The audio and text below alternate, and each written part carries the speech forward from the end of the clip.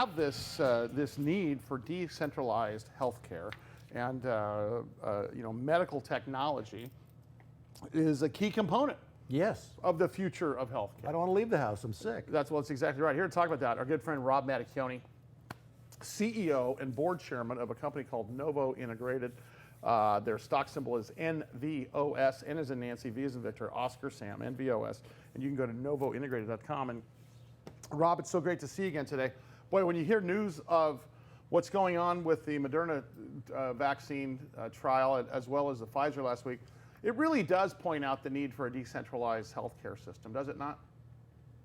Yeah, guys, thanks for having me again today. I agree. I think it's imperative.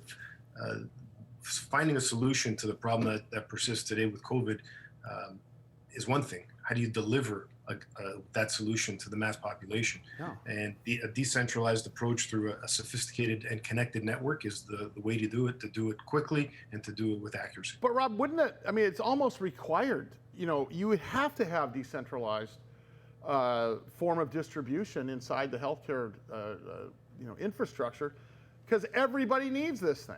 I mean, doesn't this even punctuate what you guys are doing even more?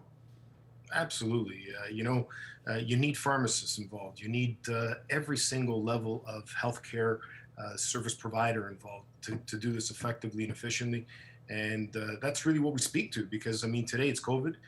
Tomorrow it's another problem. And moreover, it's what we've talked about in the past. How do we just deliver healthcare in general in a way that's efficient and effective and cost effective, most of all? Rob, this pandemic has highlighted your business model, and I know that is not a comfortable conversation, but it's also highlighted Zoom's business model. I mean, it has. Talk about that for you guys as a company, the folks that haven't seen you before. Talk about what you guys do there in a nutshell, because it all comes down to what this pandemic has done to your business model. Yeah, absolutely. We're a very traditional operation in the sense that what we provide is not unique healthcare. It's founded in traditional, peripherals and protocols. But what we've laid emphasis to is the need to have community-based enterprises with respects to how we deliver that medicine and to utilize technology.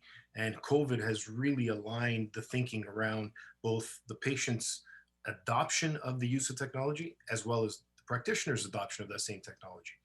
So we've been fortunate in the sense that in a very uncomfortable time, both for us as well as the general population, it's brought attention to what is the accurate, the most effective, and what we believe the solution to. Hey, Rob, so here's my question, but you've got two lanes here. You've got a reactive component of healthcare, which is, hey, I have a fever, doc, can you check me out over the laptop? But then you also have, preventative healthcare. That's non-reactive.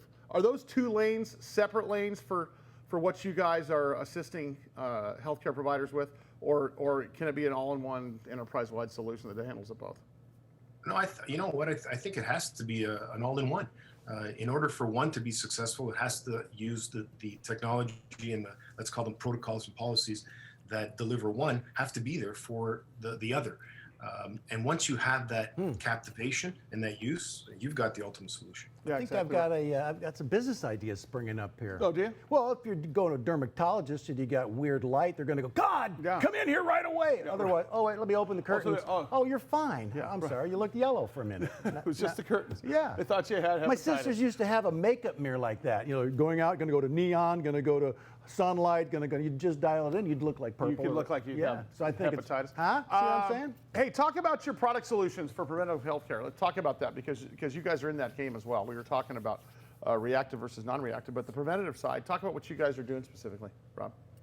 So we're being a pain-based organization. Our first foray into the product space includes topicals and ingestible edibles of pain-related solutions. So infused with CBD, formulations that are nano type formulations so that we maximize the amount of, let's call it active ingredient within a specific controlled dose. So we've got a lot of products that deal with those specific issues, chronic issues as well. We're conscious of nutrition and diabetes, these key healthcare words that scare everybody because they're so prevalent in our society. And we're, all about building solutions by way of products that can easily be administered, delivered, and used so that they're non-toxic in nature. They're very organic and natural based platform to how the products that we develop are intended for the population. Rob, once again, always a pleasure having you on the air to demystify it. And what a perfect day to have you on as we're getting the news of a vaccine trial, aka Pfizer as well as Moderna. Did you manage getting your dental exam like online? Huh?